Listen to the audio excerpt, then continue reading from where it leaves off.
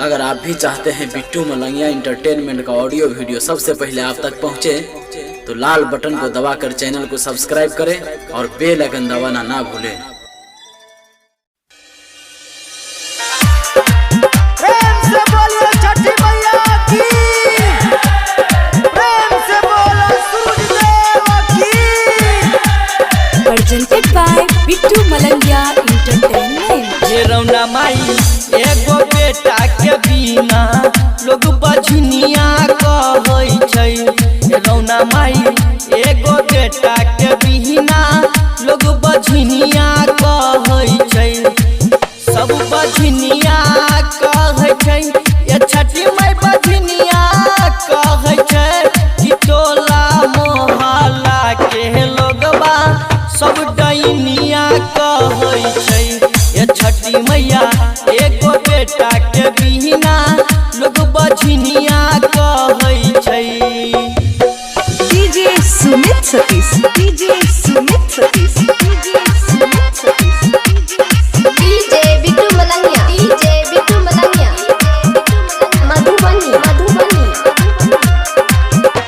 तना नदी साउस मारै छै तहना, हमरा खाइल न जाइ छै खाना। हे छठी मैया खाइल न जाइ छै खाना।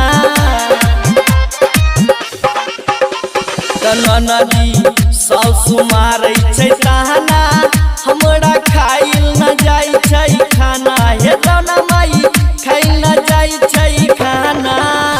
तो उलहन दै छै हमरा गोतनी सब बजनिया कहै छै। हे रौना माई एगो बेटा के बिना लोग बजनिया कहै छै। DJ Bittu Malangiya, DJ Bittu Malangiya, Madhubani Madhubani.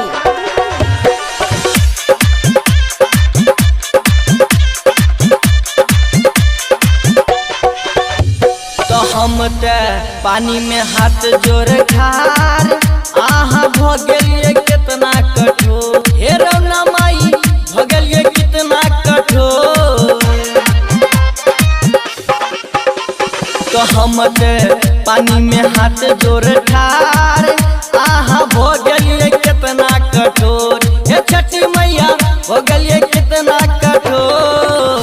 तो चंदन विनोद गावे भजनिया सब डैनिया कहै छै। हे छठी मैया एगो बेटा के बिना सब बजनिया कहै छै। हे रौना माई एगो बेटा के बिना लोग बजनिया कहै छै। हे रौना माई एगो बेटा के बिना लोग बजनिया कहै छै। सब बजनिया